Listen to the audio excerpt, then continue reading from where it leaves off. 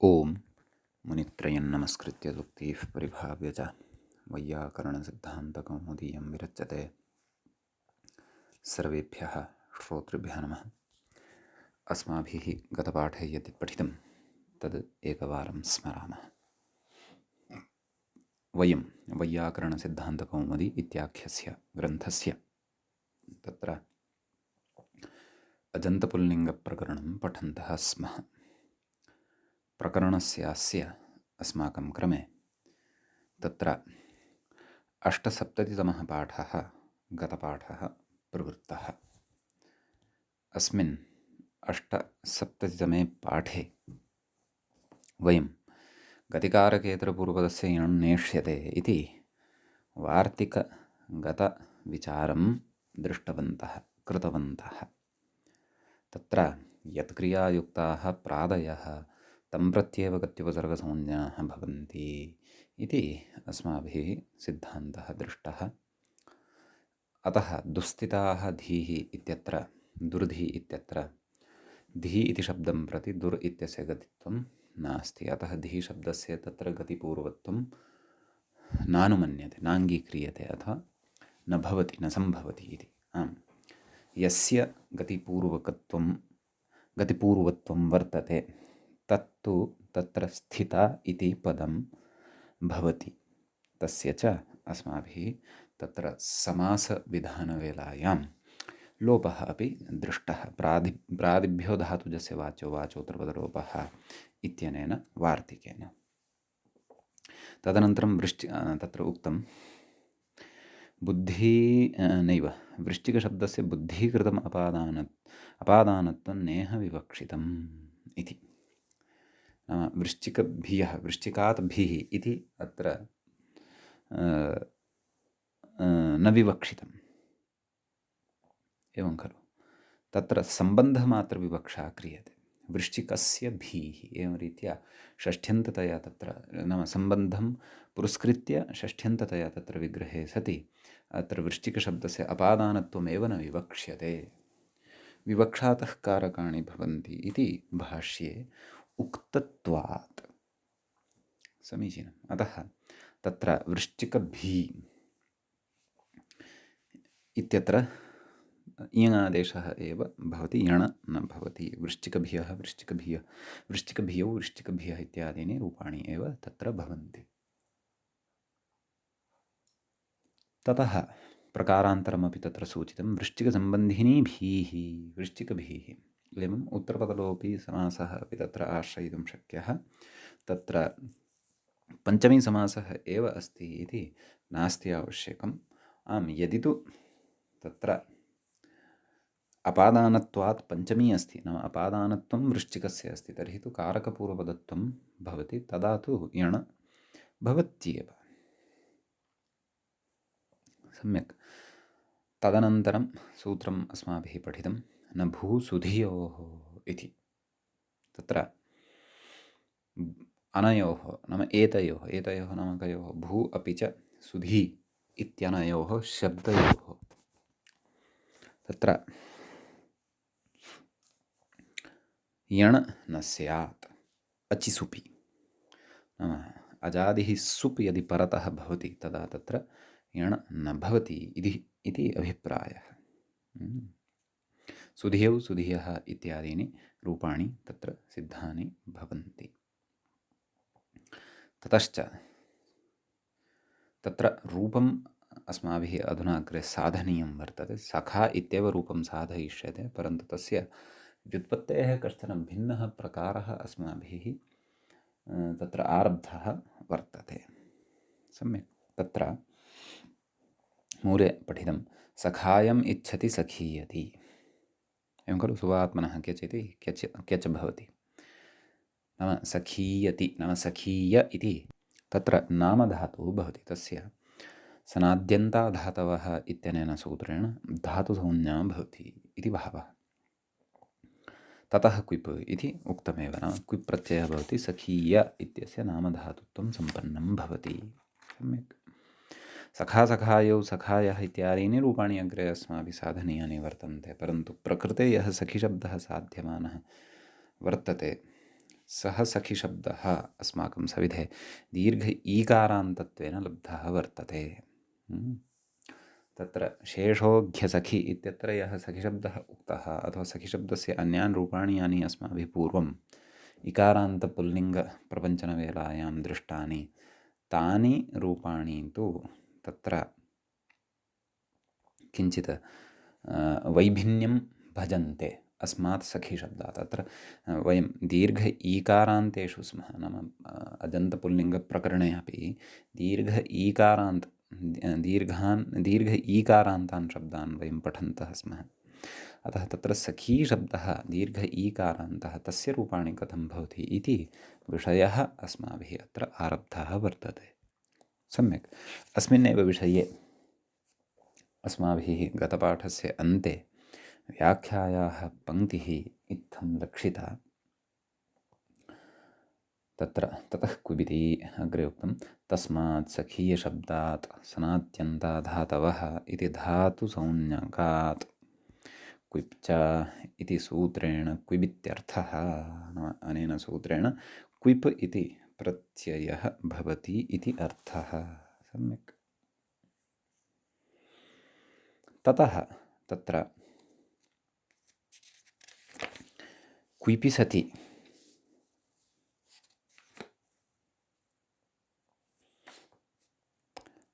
क्विपः सर्वलोपः भवति सखीय, नाम क्विपः सर्वलोपः करिष्यते, परन्तु ततः पूर्वं तत्र या अस्ति खलु क्यचः य इति, तस्यापि लोपः अत्र भविष्यति।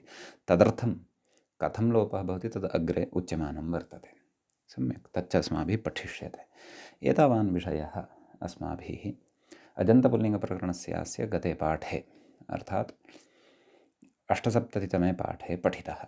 अधुना तावत् अजन्तपुल्लिङ्गप्रकरणस्य तत्र 79तमः पाठः आरब्धः भवति, अथवा 79तमः पाठः तत्र आरब्धः भवति। एवं खलु?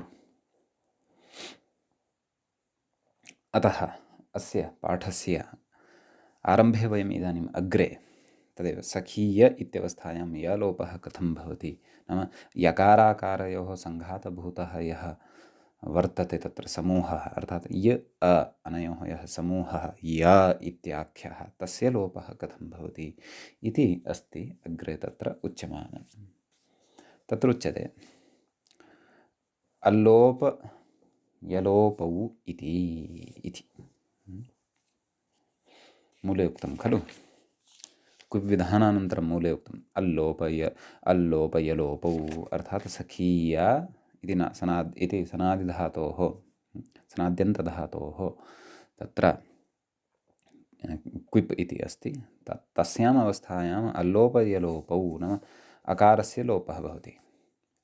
सखीय इत्यत्र यकारोत्तरवर्ती यः अकारः वर्तते तस्य लोपः भवति। केन कथयति? अतो लोपः इति यकारात् अकारस्य लोपः। सम्यक्। किमवशिष्यते? सखीय क्विप्। अग्रे कथयति लोपो व्योर्वलि इति यलोपः इत्यर्थः। अधुना क्विपि परतः तस्य वकारः अवशिष्यते चेत् ककारस्य इति संज्ञा पकारस्य इति संज्ञा इकारः उच्चारणार्थकः वकारः अवशिष्टश्चेदपि तस्य वल्प्रत्याहारे अन्तर्भावः भवति। अतः लोपो व्योर्वलि इत्यनेन सूत्रेण तत्र यकारस्य लोपः भवति। अतः तत्र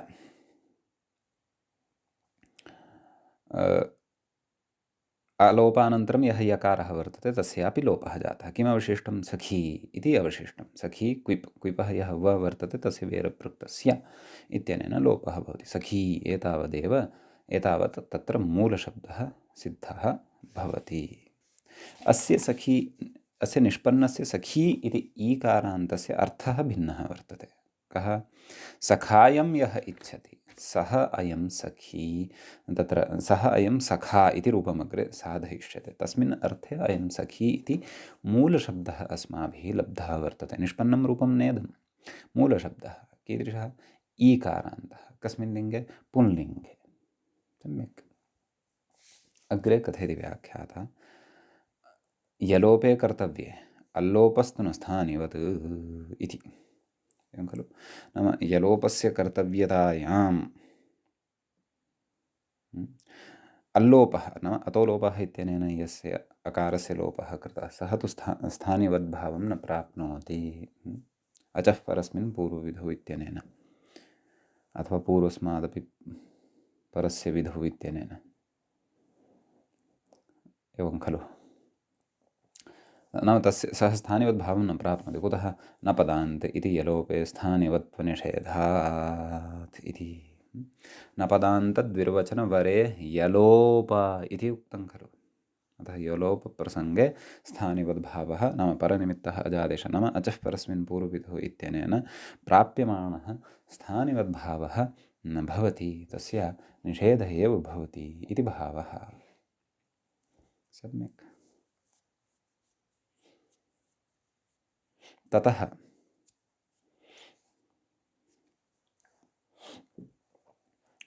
अग्रे कथयति स्थानिवत्वादिति। मूले पश्यामः। अल्लोपस्य स्थानिवत्वात् यणि प्राप्ते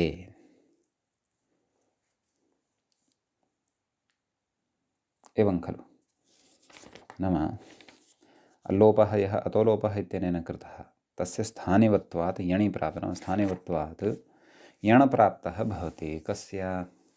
सखी इत्यत्र विद्यमानस्य ईकारस्य। एवं खलु। तर्हि पूर्वं स्थानिवद्भावः यः कृतः पूर्वं स्थानिवद्भावः भवति इति उक्तं, स्थानिवद्भावः न भवति इति खलु उक्तम्। इति चेत् सत्यं। तत्र यलोपप्रसङ्गे स्थानिवद्भावः न भवति। अन्यत् यदि किमपि कार्यं प्राप्यमाणं वर्तते अथवा अन्यः विधिः कश्चन तत्र जायमानः क्रियमाणः वा वर्तते तर्हि तु स्थानिवद्भावः भवितुमर्हति, तदा क्लेशः नास्ति। सखी इत्यत्र यः ईकारः वर्तते तस्य ईकारस्य यणादेशे प्राप्ते स्थानिवद्भावः प्राप्नुयात्, परन्तु तत्र यः तावत् यलोपविषये स्थानिवद्भावत्वेन नाम लोपः तत्र स्थानिवद्भावं प्राप्नुवन् वर्तते तस्य सन्दर्भे तु तत्र नपदान्त इत्यनेन स्थानिवद्भावस्य निषेधः उच्यते एव इति तत्र उक्तम्।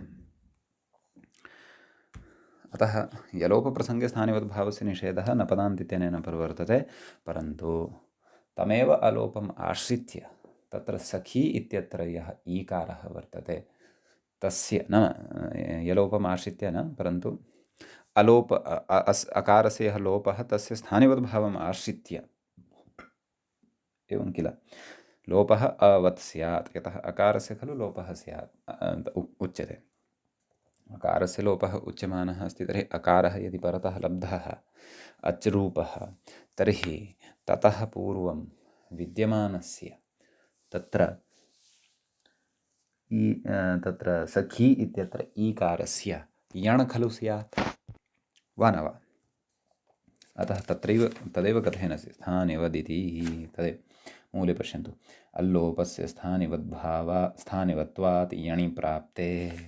व्याख्याता कथयति अचः परस्मिन् इत्यनेन इति शेषः नाम तेन सूत्रेण स्थानिवद्भावः प्राप्तः भवति। परनिमित्तः अजादेशः स्थानिवत् स्यात् पूर्वत्वेन दृष्टस्य विधौ कर्तव्ये इत्यादि सूत्रेण अग्रे कथयति। इति यणि प्राप्ते कथयति खकारात् ईकारस्य नाम सखी इत्यत्र खकारानन्तरं यः ईकारः वर्तते इको यणचि इत्यनेन इति शेषः नाम इको यणचि इत्यनेन सूत्रेण यणादेशः स्यात् इति तत्र अवगन्तव्यम् इति शेषः।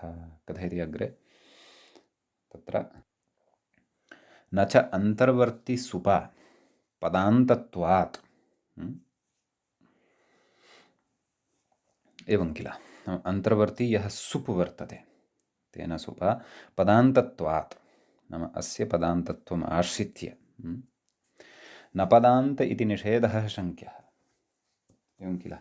अन्तर्वर्ती सुप् वर्तते कः सखीय इत्यत्र सखायम् इच्छति इति अम् इत्यस्य लोपः कृतः खलु, तदादाय पदान्तत्वम् अत्र कल्पयामः सखीशब्दस्य प्रत्ययलक्षणत्वेन। अतः न पदान्त इत्यनेन न तदेव पदान्तविधौ कर्तव्ये स्थानिवद्भावः न भवति इति, तेन स्थानिवद्भावस्य निषेधः सम्भवति इति न शङ्क्यं। सः निषेधः न च अत्र शङ्क्यः। कुतः कथयति अग्रे, नः के इति क्यचि नान्तस्य एव पदत्वात्। नाम तत्र क्यचि परतः पदत्वं केवलं नान्तस्य एव भवति। प्रकृते तु नकारान्तः शब्दः नास्ति, प्रकृते तु अस्माकं सविधे सखी इति ईकारान्तत्वेन शब्दः लब्धः वर्तते। य इत्यस्य उपस्थितौ तु अकारान्तता भवति अस्य सखीय यस्मात् क्विपं कुर्मः, परन्तु य एतस्य लोपानन्तरं तु सखी इति ईकारान्तत्वमेव अस्माकं सविधे लब्धं भवति खलु। एवं किल। ततः अग्रे कथयति, तर्हि कश्चन सः उपायः वक्तव्यः, किञ्चन तादृशं वचनं कर्तव्यं येन सखी इत्यवस्थायां तत्र स्थानिवद्भावेन लोपः यः अचधर्मं प्राप्तवान् वर्तते, तस्य स्थानिवद्भावस्य एव निषेधः यथा स्यात् तदर्थं किञ्चन वचनं कर्तव्यं। तदर्थं वचनत्वेन, विशेषवचनत्वेन वार्तिकं तत्र पठ्यमानं वर्तते। तच्च वार्तिकम् इत्थं वर्तते। क्वौ लुप्तन्न स्थानिवत्, व्याख्यातरापि तत्र इङ्गितं कृतं क्वौ लुप्तमिति। क्वौ लुप्तं न स्थानिवत् इति उच्यते। तत्र क्वौ इति सप्तमी विभक्तेः एकवचनम् इदं भवति, एवं खलु। तत्र लुप्तम् इति प्रथमाविभक्तेः एकवचनं भवति, न इति अव्ययं भवति, स्थानिवत् इत्यपि अव्ययं भवति, वति प्रत्ययान्तं, स्थानिना तुल्यं स्थानिवत् इति। समीचीनम्। ततः तत्र अस्य वचनस्य व्याख्यानं करोति तत्र व्याख्याता अग्रे कथयति, न पदान्तसूत्रे क्विलुगुपधात्वचङ्परनिरहास कुत्वेषूपसङ्ख्यानम् इति वार्तिके क्विलुग् इत्यंशस्यायमनुवादः। तत्र भाष्ये वार्तिकं पठ्यते, तत्र क्विलुक् नाम क्वि इत्यस्य लुकि सति, एवं खलु। इति वार्तिकस्य अयम् अंशस्य अनुवादः। क्विलुक् इति एतावान् यः अंशः तस्मिन् वार्तिके पठितः, तस्य अनुवादः अयं वर्तते। कः? क्वौ लुप्तं न स्थानिवत् इति अपेक्षितांशमेव अत्र आनीय ग्रन्थकारः उपस्थापितवान् वर्तते। सम्यक् कथयति, तत्र लुगिति लोपः विवक्षितः इति तत्रैव भाष्ये स्पष्टम्। लुक् इत्यनेन लोप एव विवक्षितः इति भाष्ये तत्रैव उक्तं वर्तते। कथयति अग्रे, लुप्तमिति भावे क्तः, भावार्थे अत्र क्तप्रत्ययः वर्तते लुप् इति धातोः। अग्रे कथयति, वार्तिकस्य अर्थम् अधुना कथयन्नस्ति। कथयति, क्विप् प्रत्ययपरकः लोपः न स्थानिवदित्यर्थः। क्विप् प्रत्ययः यदा परतः भवति तदा यः लोपः भवति सः लोपः स्थानिवद्भावं न प्राप्नोति, एवं खलु। क्विप् परतः एव वयं तत्र अतोलोपः इत्यनेन लोपं कुर्मः खलु। अतः तादृशः लोपादेशः स्थानिवद्भावं न प्राप्नोति, अर्थात् अवत् न भवति, अर्थात् स्वरवत् अच्वत् न भवति, यस्य अचः स्थाने सः लोपः जातः अस्ति। सम्यक् कथयति, ततश्च खकारात् ईकारस्य अचपरकत्वाभावात् न यणिति भावः। खकारोत्तरवर्ती यः ईकारः वर्तते, तस्मात् परतः अधुना स्थानिवद्भावनिषेधद्वारा अच् न लभ्यते, अतः अचपरकत्वं नास्ति इति कृत्वा अधुना अत्र यण् न भवति इति अत्र प्रतिपाद्यते। सम्यक्। अग्रे आं तर्हि यणः वयं रक्षिताः, एवं खलु। सखी एतावदेव सद्यः लब्धं वर्तते। कः अर्थः अस्य मूलशब्दस्य? सखायम् इच्छति इति अर्थः। इत्यस्मिन् अर्थे सखी इति ईकारान्तः, दीर्घ ईकारान्तः शब्दः अस्माकं सविधे लब्धः वर्तते। अग्रे कथयति, यद्यपि नपदान्त इति सूत्रे क्वौलुप्तन्नस्थानिवत् इति निराकृत्य, नाम मूले अनुक्तं विषयम् अन्यत् सैद्धान्तिकं विषयं व्याख्याता अस्मान् कथयन् अस्ति, बोधयन् अस्ति। यद्यपि नपदान्त इति सूत्रे क्वौलुप्तन्नस्थानिवत् इति निराकृत्य, नाम तस्य निराकरणं कृत्वा क्वौ विधिं प्रति नस्थानिवत् इत्येव स्वीकृतं। क्वौ विधिं प्रति, क्वौ परतः तत्र स्थानिवद् भावः न भवति इति स्वीकृतं। क्वौ विधिं प्रति इत्येव स्वीकृतं। तथापि गोमत्यतेः क्विपि गोमान् इति भाष्यात् क्वौ लुप्तन्नस्थानिवत् इत्यपि क्वचिद् अस्तीति शब्देन्दुशेखरे स्थितम्। तत्र भाष्ये दृश्यते वाक्यं, न भाष्ये तत्र क्वौलुप्तन्नस्थानिवत् इत्यस्य निराकरणं कृतं वर्तते। क्वौ विधिं प्रति न स्थानिवत्, नाम क्विप् सम्बन्धः यः विधिः वर्तते तत् प्रति, तं विधिं प्रति स्थानिवद् भावो न भवति इति भाष्ये क्वचित् प्रतिपादितं वर्तते। तथापि तत्र उक्तं, किमुक्तं? गोमत्यतेः क्विपि गोमान् इति भाष्यात्, क्विपि परतः गोमान् इति रूपं तत्र सिद्धं भवति। तत्रापि कश्चन लोपप्रसङ्गः स्यात् अथवा स्थानिवद्भावस्य निषेधः क्वचित् कृतः स्यात् गोमान् इत्यादिषु। क्विपि परतः गोमत्यतेः क्विपि गोमान् इति यदुच्यते।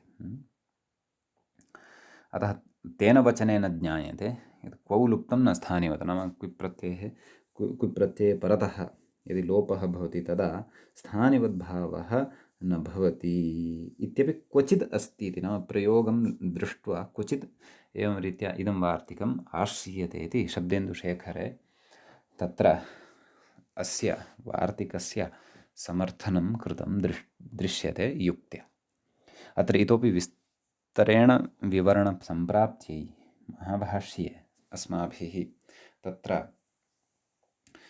क्वौलुप्तं न स्थानिवत्, अर्थात् इदं यद् वर्तते उपरि यद् वार्तिकं पठितं, क्विलुगपदहात्वचङ्परनिरहासकुत्वेषुपसङ्ख्यानम् इत्यत्र क्विलुग् इत्यस्य विषये इतोपि विस्तरार्थं तु भाष्यमेव द्रष्टव्यं। परन्तु व्याख्यात्रा तु शेखरग्रन्थस्थः, नाम शब्देन्दुशेखरः यः वर्तते तद्ग्रन्थस्थः कश्चन विचारः अत्र उपस्थापितः। अतः इतोपि विस्तरतया परिज्ञानाय शेखरग्रन्थोऽपि अत्र अस्माभिः द्रष्टुं शक्यः। यद्यपि मूले अयं विचारः न कृतः, तथापि वयं यथा सामर्थ्यम् अत्र समन्वयनाय यतामहे। अग्रे कथयति, ततश्च सखायमिच्छति इत्यर्थे सखी इति ईदन्तं रूपं स्थितं। सम्यक् इति अस्माकं सविधे लब्धं वर्तते। ततः सुबुत्पत्तिः, ततः प्रथमाविभक्तेः एकवचने तत्र सुपः उत्पत्तिः भवति, सुप्रत्ययः आगच्छति इति अर्थः। सम्यक्। तर्हि सखी सु इत्यस्ति अस्माकं सविधे स्थितिः। तत्र अग्रे व्याख्याता किं कथयन्नस्ति, क्व इङ्गितं कुर्वन्नस्ति तत् पश्यामः। कथयति, अनङ्नित्वे इति। मूले पश्यन्तु, एकदेशविकृतस्य अनन्यत्वात् अनन्यतया अनङ्नित्वे इति। तदेव अग्रे व्याख्याता बोधयन्नस्ति। अनंसौ सख्युरसम्बुद्धौ इत्युभाभ्यामिति शेषः। सखि इति ह्रस्व इकारान्तात् सखि इत्यस्मात् शब्दात् परतः सुप्रत्ययः यः भवति तस्य स्थाने अस्माभिः अनङादेशः खलु पठितः। सखान् सु तदनन्तरं सोर्लोपः, तदनन्तरं सखान् इत्यत्र विद्यमानस्य नकारस्यापि लोपः इत्येवं रीत्या अस्माभिः तत्र पठितं खलु। अतः तस्य तत्र नकारस्य नाम यथा तत्र अनङादेशः विहितः तद्वत् प्रकृते अपि भवति इति। सखी इति दीर्घ ईकारान्तादपि परतः विद्यमानस्य सु इत्यस्य अनङादेशः भवति। अपि च सख्युरसम्बुद्धौ सखिशब्दात् परतः सर्वनामस्थानसंज्ञकस्य णिद्वद्भावः भवति। एवं खलु सखायौ, सखायः, सखायं, सखायौ इत्यादीनि रूपाणि खलु साधितानि। तानि च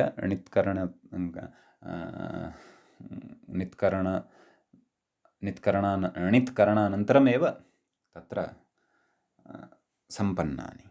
यतः ततः परमेव अचोन्यणिति इत्यनेन तत्र वृद्धिः भवति स्म। सम्यक्। ततश्च तत्र कथयति इदन्तसखिशब्दस्य विधीयमाने अनङ्नित्वे कथं सखीशब्दस्य ईदन्तस्य भवेताम् इत्यत आह। ह्रस्व इकारः यः सखिशब्दः तस्मात् परतः एव सोः अस्माभिः अनङादेशः दृष्टः, तस्माच्च परतः एव विद्यमानस्य सर्वनामस्थानसंज्ञकस्य णिदोदभावः च दृष्टः। तर्हि प्रकृते तु सखि इति ह्रस्व इकारान्तः शब्दः नास्ति खलु। अत्र तु तत्र दीर्घ ईकारान्तः शब्दः अस्माकं सविधे लब्धः वर्तते। तथापि तर्हि अस्मात् अनङ्नित्वयोः प्रवृत्तिः कथं स्यात् इति तस्य परिहारः अत्र उच्यमानः वर्तते। श्रुतपूर्वा एषा अस्माकं परिभाषा अथवा न्यायः भवति। जरायाः जरसन्न्यतरस्याम् इत्यत्र अस्माभिः अस्य न्यायस्य विषये चिन्तनं कृतं भवन्तः स्मरेयुः। अतः तत्र कथयति किं पश्यन्तु इत्यत आह किम् आह एकदेशेति। सम्यक्। मूले उक्तं खलु एकदेशविकृतस्य अनन्यत्वात् अनङ्नित्वे। एकदेशविकृतमनन्यवत् सखिशब्दस्य कश्चन एकदेशः एव खलु विकृतिं प्राप्तवान् वर्तते। कः? सखिशब्दे यः अन्त्यः इकारः वर्तते तस्य स्थाने एव खलु दीर्घः ईकारः अत्र लब्धः वर्तते, वा न वा? अतः सः न अन्यवत्, सः सखिवदेव। यद्यपि अत्र अर्थः भिन्नः अस्ति, अत्र तु सखायम् इच्छति इति अर्थः वर्तते, तथापि स्वरूपदृष्ट्या यदि पश्यामः तर्हि अयं सखिशब्दस्तु नाम अयं सखिशब्दः किञ्चित् एकदेशविकृतेः अनन्तरं लब्धः वर्तते। पूर्वं सखि इति आसीत् इकारः, अधुना दीर्घः ईकारः अधुना श्रूयमाणः वर्तते, तावदेव। एवं किल। अतः अत्र एकदेशविकृतन्यायं पुरस्कृत्य अनङ्नित्वयोः प्रवृत्तिः भवत्येव। अनङ्नित्वविधानं च ससिद्धान्तं सखिशब्दनिरूपणावसरे अस्माभिः दृष्टम्।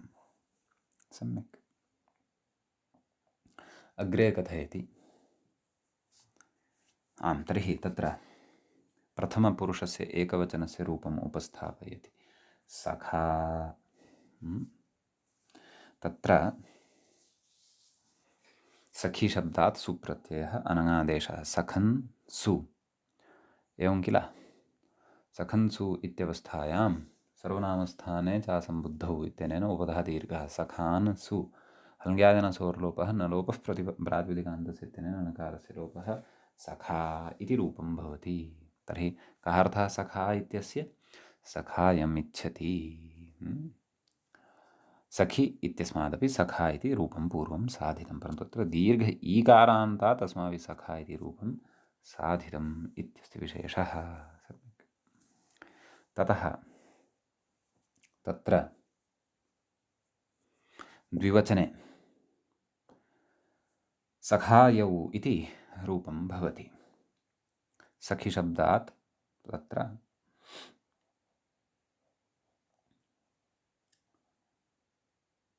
औ प्रत्ययः भवति, तस्य च णिदोदभावः भवति सख्युरसम्बुद्धौ। अतः अचोण्यणिति इत्यनेन सखी इत्यत्र ईकारस्य दीर्घः भवति। सखै औ आयादेशः, सखा सख आय औ सखायौ इति रूपं तत्र सिद्धं भवति। सम्यक्। बहुवचने सखायः इति च रूपं तत्र भवति। सम्यक्। सखी इत्यस्मात् तत्र जस् इति प्रत्ययः भवति, णिदोदभावः तस्य अस्ति। सखी इत्यस्य वृद्धिः भवति। सखै अस् आयादेशः, सखा सख आय अस् सखायस्, सस्य रुत्तविसर्गे सति सखायः इति रूपं सिद्धं भवति। सम्यक्। ततः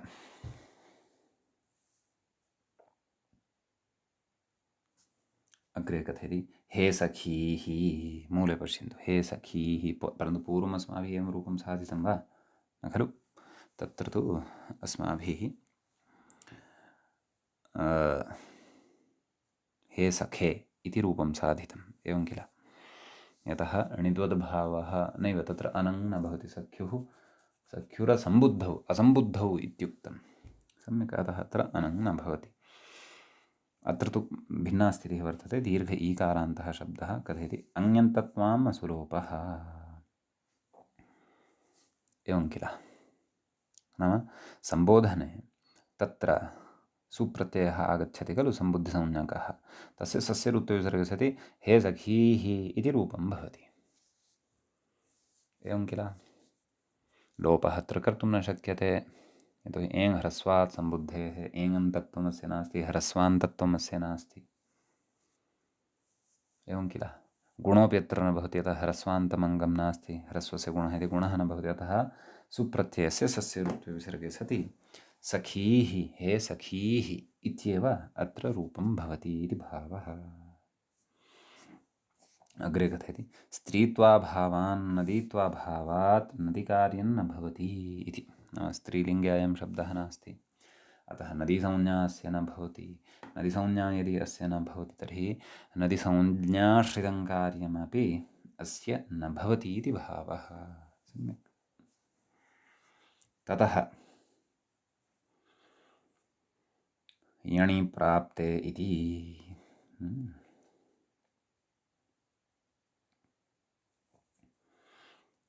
तत्र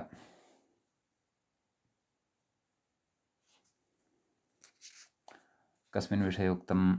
मूले पश्यन्तु। अमि पूर्वरूपत्वात् परत्वात् यणि प्राप्ते ततोपि परत्वात् सख्युरसम्बुद्धौ इति प्रवर्तते। सम्यक् कथयति अग्रे। पूर्वरूपं प्रबाध्य केन यण प्रवर्तते? एरनेकाचौ संयोगपूर्वस्य, तदेव कथयति एरनेकाचः इत्यनेन इति शेषः। परन्तु यण अत्र नापेक्षितः। तं यणमपि प्रबाध्य परत्वात् तत्र सख्युरसम्बुद्धौ इति प्रवर्तते, तेन णिद्वद्भावः प्रवर्तते। कस्य? अम् इति णिद्वद्भावं प्राप्नोति, ततः वृद्धिः भवति अचुण्यणित्यनेन अजन्तस्य अङ्गस्य। सखै अम् आयादेशः, सखाय अम् सखायम् इति रूपं तत्र सिद्धं भवति। एवं किल? ततः बहुवचने नैव, द्विवचने पूर्ववत् सखायौ इत्येव रूपं भवति। सम्यक्। बहुवचने तु अस्ति तत्र विशेषः। तत्र कथयति शसि यणिति। शसि परतः भवन्तः इदानीं विशेषं पश्यन्तु। पूर्वं ह्रस्व इकारान्तस्य बहुवचने, द्वितीयबहुवचने यद्रूपं तन्नास्ति अत्र, अत्र भिन्नम् अस्ति। कथयति शसि यण सख्यः, कथयति शसि यणिति। अग्रे कथयति पूर्वसवर्णदीर्घापवादो यण, नाम पूर्वसवर्णदीर्घस्य अपवादभूतः यण एरनेकाचो संयोगपूर्वस्य इत्यनेन प्रकृते प्रवर्तते इति भावः। सम्यक्। अतः सखी शस् सखी अस् यणि सति सख् य अस् सख्यस् सस्य ऋत्वविसर्गे सति सख्यः इति रूपं सिद्धं भवति। सम्यक्। ततः कृतपूर्वसवर्णदीर्घत्वाभावात् नत्वन्नेति भावः इति।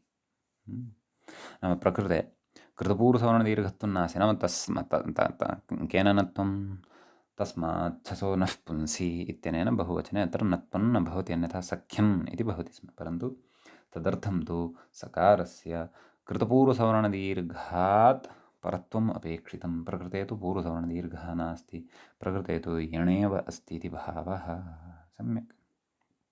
अतः सख्यः इति रूपं तत्र सिद्धं भवति। सम्यक्।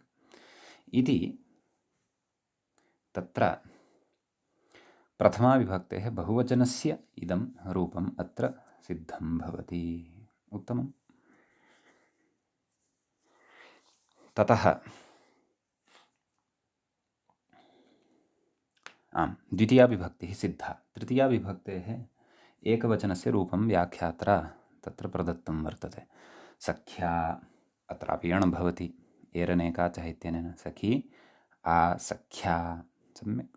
द्विवचने सखीभ्यां, बहुवचने सखीभिः, सखीभ्यां दीर्घ ईकारः इति अवधानं द्विवचने बहुवचने च।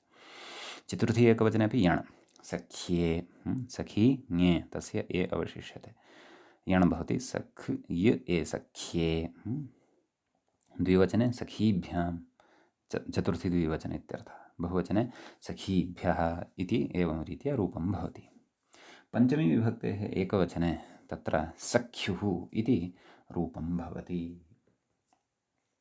सम्यक्। तत्र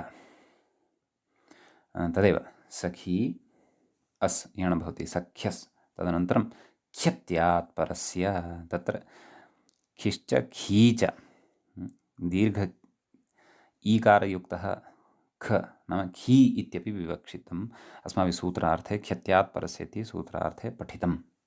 अतः भवन्तः तत् स्मरेयुः, तेन उत्वम् अत्र भवति।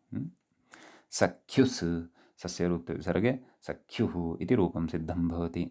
पञ्चमी द्विवचने सखीभ्यां, बहुवचने सखीभ्यः, षष्ठी एकवचने सख्युः इत्येव, द्विवचने ओसि व्याख्यात्ररूपं दत्तं सख्योः। ततः द्विवचने तत्र द्विवचने सख्यो, बहुवचने सखीनां। नैव अत्र आं भवति, आमि सति यण् अत्र भवति।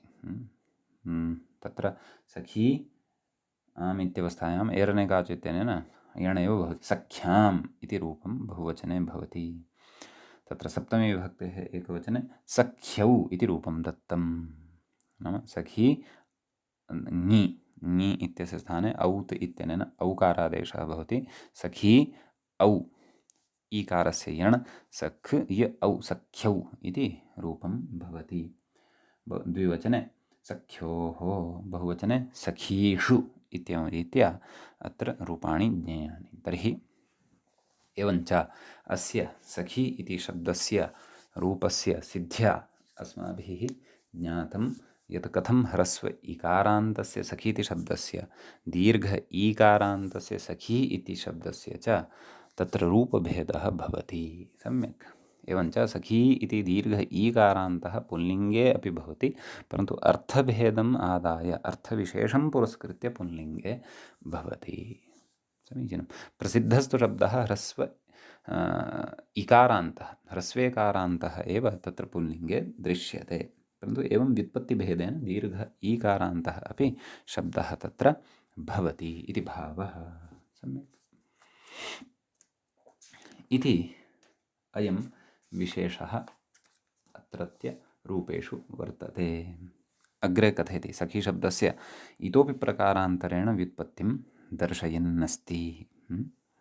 दीर्घ ईकारान्तत्वादेव कथयति। व्याख्याता तत्र इङ्गितं करोति। सः खेनेति, मूले पश्यन्तु, सः खेन वर्तते इति सखः। एवं रीत्यापि सख इति शब्दः सिद्धः भवति। तत्र सखः, सखौ, सखाः, सखं, सखौ, सखान्, एवं रीत्या तस्य अकारान्तस्य शब्दस्य रूपाणि अस्माभिः ज्ञेयानि भवन्ति। सम्यक्। अग्रे कथयति खम् आकाशं खकारो वा। नाम खम् इत्यस्य अर्थः आकाशम् इत्यपि भवति, खकारः इत्यपि भवति। सम्यक्। तेन सहेति तुल्ययोगे इति बहुव्रीहिः। सम्यक्। एतेन सूत्रेण अत्र बहुव्रीहिः उच्यते, तेन सहेति इत्यनेन। वोपसर्जनस्य इति सभावः, नाम तत्र सः खेन इति विग्रहः कृतः खलु, सः इत्यस्य शब्दस्य स्थाने स इति भावः, अर्थात् स इति आदेशः भवति। स ख, सख इति शब्दः सिद्धः भवति। सम्यक्। अग्रे व्याख्याता इङ्गितं करोति। तमिच्छतीति, मूले पश्यन्तु। तमिच्छति, तं नाम कं? सखं। सखम् इच्छतीति सखीः, तदेव कथयति। सखमात्मनः इच्छति इत्यर्थे सुप आत्मनः इति क्यच्, पूर्ववत् क्यच् भवति। सख क्यच्, क्यचः य अवशिष्यते। कथयति क्यचिच इति ईत्वं, नाम क्यचिपरतः सख इत्यत्र खकारोत्तरवर्ती यः अकारः तस्य ईत्वं भवति। सख ई क्यच्, सखी य, सखीय इति लब्धं खलु, तस्य कथयति अग्रे। सनाद्यन्ताधातवः इति धातुत्वात्, नाम तेन अस्य क्यच् इति सनादिप्रत्ययः भवति, अतः सनाद्यन्ताधातवः इत्यनेन धातुसंज्ञा भवति। धातुत्वात् क्विपि, नाम क्विपि परतः क्विप् विधीयते। क्विप् अयं कस्मिन् अर्थे? पूर्ववत् कर्तृर्थे भवति, एवं खलु। क्विपि अल्लोपयलोपौ, तद् पूर्वदेव सर्वापि प्रक्रिया। अतो लोपः इत्यनेन यकारोत्तरवर्तिनः अकारस्य लोपः, यलोपः। यलोपयोः सखिशब्दः, नाम यलोपयोः कृतयोः। तर्हि यलोपोऽपि भवति, केन? लोपो व्योर्वलि, सखीशब्दः सिद्धः भवति। नाम एवमपि प्रकारान्तरेण सखीशब्दः तत्र साधयितुं शक्यते। सम्यक्। तत्र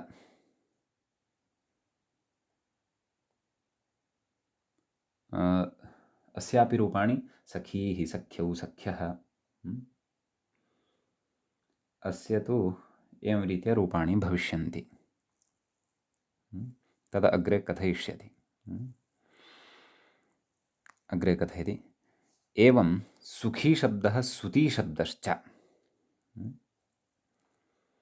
तत्र उक्तं खलु उपरि, सुखम् इच्छति इति सुखीः, यथा सखम् इच्छति इति सखीः, एवमेव सुखम् इच्छति इति सुखीः। सर्वापि प्रक्रिया पूर्वदेव। सुखमात्मनः इच्छति इत्यर्थे सुखात्मनः इति क्यच्, क्यचि चैत्यनेन ईत्वं, सनाद्यन्ताधातवः इति धातुत्वात् क्विपि अलोपयलोपयोः सुखी शब्दः सिद्धः भवति। सुती शब्दः अपि, तद् पश्यन्तु उपरि, सुतमिच्छति इति सुतीः, अत्र सुतमिच्छति इति सुतीः इति भवति। सम्यक्। तर्हि तत्रापि प्रक्रिया पूर्ववदेव। सुतम् आत्मनः, सुतः नाम पुत्रः, सुतम् आत्मनः इच्छति इत्यर्थे तदेव सुपात्मनः क्यच् इत्यनेन क्यच, क्यचिच इत्यनेन ईत्वं, सनाद्यन्ताधातवः इत्यनेन धातुत्वात् क्विपि सति अतो लोपः इत्यनेन अलोपः, लोपव्योर्वल् इत्यनेन तत्र यलोपः भवति। ततश्च सुती इति शब्दः सिद्धः भवति। कथयति एवं सुखी शब्दः सुती शब्दश्च।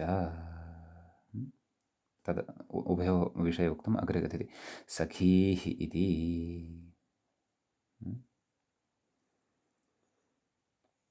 सुती शब्दविषयः यद्यपि मूले पश्चात् उक्तः वर्तते, सखीः इति रूपं तु आदौ साधितं वर्तते। मूले पश्यन्तु। कथयति अङ्यन्तत्वान्न सुलोपः। सखीः इत्यत्र सखी इत्यस्मात् सुप्रत्ययः भवति, अत्र अङ्यन्तत्वात् सुलोपः न भवति इति भावः। सम्यक्। ञन्तत्वं नास्ति, अतः एवं किल। तर्हि प्रकृते कुतः न, भवतां जिज्ञासा स्यात्, प्रकृते कुतः न तत्र अनङादेशः अपि च णित्वद्भावः न प्रवर्तते? यतः अत्र सखीशब्दः यः वर्तते, यः सिद्धः, तत्र एकदेशविकृतमनन्यवत् इति न्यायस्य प्रवृत्त्यर्थम् अवसरः एव नास्ति। कुतः? यतः अत्र मूलशब्दः यस्मात् क्यच् विहितः, सः सखी नास्ति, सः तु सखा इति अस्ति। महान् व्यत्यासः। सखा सखी भेदः भवति। अतः पूर्वत एकदेशविकृतन्यायः अत्र प्रवर्तयितुं न शक्यते। तथा चेत् अनङ्नित्वयोः अपि अत्र प्रवृत्तिः न भवति। सम्यक्। अतः एकवचने हे सखीः इति रूपं भवति। सम्यक्। द्विवचनस्थं रूपं दत्तमस्ति सख्यौ इति।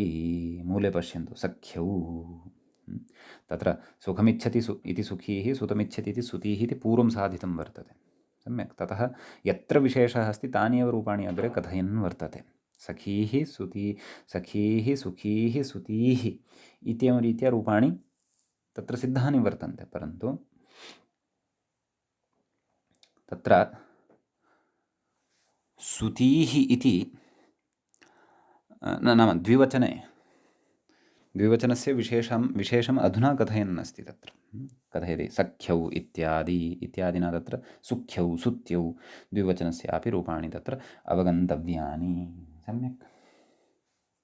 कथयति अजादौ एरनेकाचः इति यणिति भावः। सम्यक्। औ प्रत्यये परतः सखीति शब्दमेव आदौ स्वीकुर्मः। तद्वदेव सुखी शब्दः अपि सुती शब्दः अपि अनयोः अपि रूपाणि तद्वदेव भविष्यन्ति, नास्ति अत्र परिवर्तनं। सम्यक्। तर्हि तत्र कथयति नाम एरनेकाचः इति यणिति भावः। यण् भवति सखी औ सख्यौ। पूर्वं किं रूपं साधितं? सखा सखायौ। परन्तु अत्र किं रूपं वर्तते? सखीः सख्यौ। अर्थभेदः अस्ति। अत्र तु सखम् आत्मनः इच्छति इति अस्माभिः अर्थः कृतः वर्तते। समीचीनम्। बहुवचने सख्यः, सम्बोधने हे सखीः, हे सख्यौ, हे सख्यः। द्वितीयाविभक्तेः एकवचनस्य रूपं व्याख्यात्रा दत्तं सख्यम्। अत्रापि यण् भवति एरनेकाचः। सख्यं सख्यौ सख्यः। सख्या इति बहुवचनस्य रूपं दत्तं वर्तते। तृतीयाविभक्तेः एकवचनस्य दत्तं किं? सख्या। सख्या सखीभ्यां सखीभिः। सख्या इति एकवचने यण् भवति एरनेकाचः। चतुर्थी एकवचनस्य रूपं दत्तं सख्ये। ङे प्रत्ययः परतः भवति, स ए अवशिष्यते, सखी ए यण् भवति, सखय ए सख्ये इति। सख्ये सखीभ्यां सखीभ्यः इत्येवं रीत्या भवति। सम्यक्। चतुर्थी सम्पन्ना। पञ्चमी विषये कश्चन किमपि कथयन् अस्ति वा? मूले कथयन् अस्ति चिन्तयामि। किं कथयति पश्यन्तु। ख्यत्यात् इति दीर्घस्यापि ग्रहणात् उकारः। एवं सख्युः तत्र सख्युः इति एकं रूपं दत्तं। सुखी शब्दविषये तु अग्रे वदिष्यते। सख्युः इति। तर्हि पञ्चमी विभक्तेः एकवचने तदेव। तत्र ख्यत्यात् परस्य इत्यत्र दीर्घः अपि गृह्यते। ती इति नैव, खी इति दीर्घोऽपि गृह्यते। अतः तत्र ख्यत्यात् परस्य इत्यत्रापि कृतयणः परतः विद्यमानस्य अकारस्य उत्वं भवति। सख्युस् तस्य रुत्तविसर्गः सति सख्युः। द्विवचने सखीभ्यां, बहुवचने सखीभ्यः इत्येवं रीत्या रूपाणि भवन्ति। सम्यक्। कथयति व्याख्याता एतदर्थमेव तत्र कृतयणानिर्देशः इति भावः इति। नाम एतदर्थमेव, नाम एतेषां रूपाणां सिद्ध्यर्थमपि तत्र कृतयणानिर्देशः कृतः। क्व? ख्यत्यात् परस्य ख्यत्य एवं रीत्या तत्र कृतयण नाम यणा तत्र निर्देशः कृतः वर्तते इति भावः। सम्यक्। ततश्च पञ्चमी द्विवचने सखीभ्याम् इति रूपं, बहुवचने सखीभ्यः इति रूपं। षष्ठी एकवचने सख्युः, द्विवचने सख्योः, बहुवचने सख्यां, सप्तम्यां सखी नैव सप्तम्याम् आमामाम् तत्र बहुवचने सख्याम् इति एकं रूपं दत्तमस्ति व्याख्यात्रा। सख्यां, सखी, आं, सख्यां। सप्तमी विभक्तेः एकवचने तु सखी इति च रूपं तत्र भवति। सखी ङि यण सखी य इ सखी इति च रूपं तत्र सिद्धं भवति। द्विवचने सख्योः, बहुवचने सखीषु इत्येवं रीत्या रूपाणि भवन्ति। अग्रे कथयति व्याख्याता किं पश्यन्तु। सुखी सुति शब्दयोरप्येवं, नाम सुखी अपि च सुति अनयोः शब्दयोः अपि एवमेव रूपाणि तत्र भवन्ति। कथं? सुखी हि सुख्यौ सुख्यः, हे सुखी हे सुख्यौ हे सुख्यः, सुख्यं सुख्यौ सुख्यः इति द्वितीया। तृतीया सुख्या सुखीभ्यां सुखीभिः। चतुर्थी सुख्ये सुखीभ्यां सुखीभ्यः। पञ्चमी सुख्युः सुखीभ्यां सुखीभ्यः। षष्ठी सुख्युः सुख्योः सुख्यां, पूर्ववत् सख्यां सुख्यां। सप्तमी सुखी सुख्योः सुखीषु। एवं सुति इति इत्यस्यापि रूपाणि। सुतीः सुत्यौ सुत्यः, हे सुतीः हे सुत्यौ हे सुत्यः। द्वितीयायां सुत्यं सुत्यौ सुत्यः। तृतीया सुत्या सुतीभ्यां सुतीभिः। चतुर्थी सुत्ये सुतीभ्यां सुतीभ्यः। पञ्चमी सुत्युः सुतीभ्यां सुतीभ्यः। षष्ठी सुत्युः सुत्योः सुत्यां। सप्तमी सुत्ति सुत्योः सुतीषु। इत्येवं रीत्या तत्र एषु प्रयोगेषु विशेषः अस्माभिः ज्ञेयः अत्र। सम्यक् इति मूले उक्तायाः ख्यत्यात् इति दीर्घस्य विग्रहणाद् उकारः सख्युः सख्युः सुत्युः सख्युः सुख्युः सुत्युः इत्यादीनां रूपाणामपि विवेचनं कृतम् अभूत्। समीचीनम्। अधुना तत्र वयम् अग्रिमशब्दविषये पठामः। अग्रिमः शब्दः भवति, व्याख्याता तत्र इङ्गितं करोति, लूनीरिति। मूले पश्यन्तु, लूनम् इच्छतीति लूनीः इति। एवं खलु? अयं विशिष्टः शब्दः अस्माभिः पठ्यमानः वर्तते। लून इति शब्दः कथं सिद्ध्यति? आदौ तदस्ति उच्यमानः। सम्यक् कथयति व्याख्याता। लून्यच्छेदने क्तः, नाम लून्यच्छेदने इति धातोः तत्र क्तप्रत्ययो भवति इति भावः। लूक्त लूत। सम्यक् तत्र कथयति अग्रे, ल्वादिभ्यः इति नत्वं, नाम एतेन सूत्रेण क्तप्रत्ययस्य यः त अस्ति तस्य यः तकारः अस्ति तस्य नकारः भवति। लूम लूम इति शब्दः सिद्धः भवति। अत्र भावार्थे क्तप्रत्ययः वक्तुं शक्यः अथवा अर्थान्तरे द्रष्टव्यः।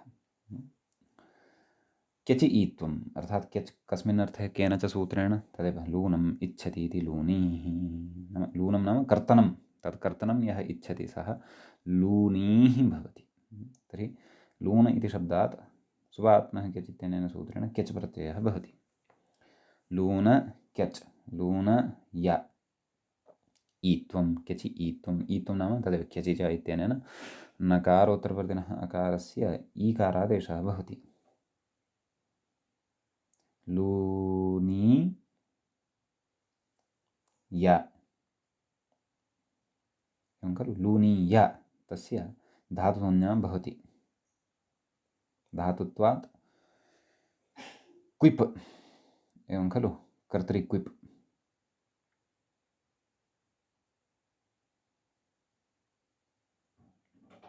एवं किल?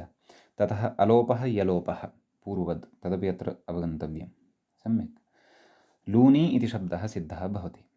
अलोपः नाम अतोलोपः, यलोपः नाम तदेव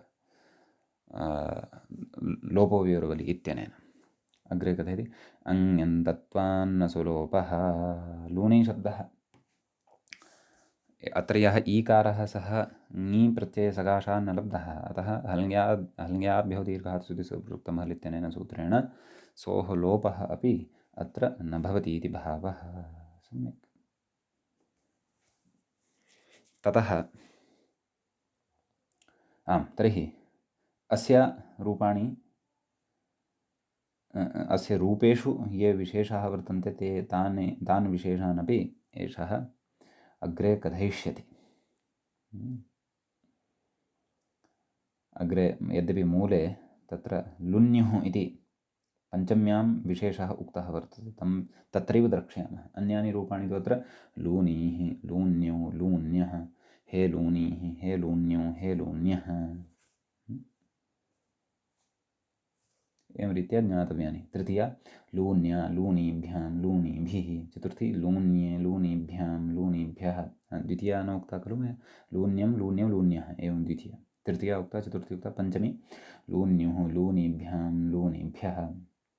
षष्ठी लून्युः, लून्योः, लून्यां। सप्तमी लून्यि, लून्योः, लूनीषु इत्येवं रीत्या रूपाणि अत्र अस्माभिः ज्ञेयानि। पञ्चम्याम् अत्र मूले अग्रे वक्ष्यति, पञ्चमी षष्ठी एकवचनं विशेषं वक्ष्यति, तत्रैव द्रक्ष्यामः। तत्र अस्ति विशेषः कश्चन।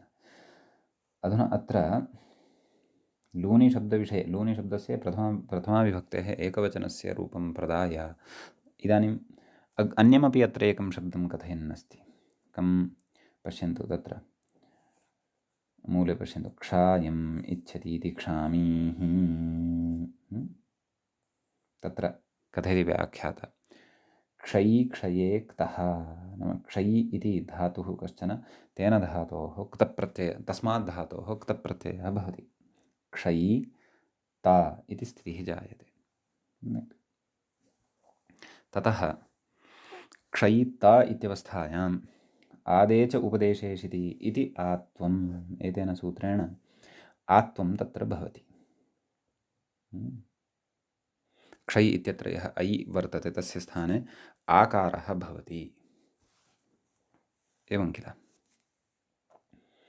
का स्थितिः जाता?क्षा त, अग्रे सूत्रं वर्तते क्षायोमः इति मत्वम्, एतेन सूत्रेण मत्वं नाम क्तप्रत्ययस्य यः त इति अस्ति तस्य तकारः यः वर्तते तस्य स्थाने मकारादेशः भवति।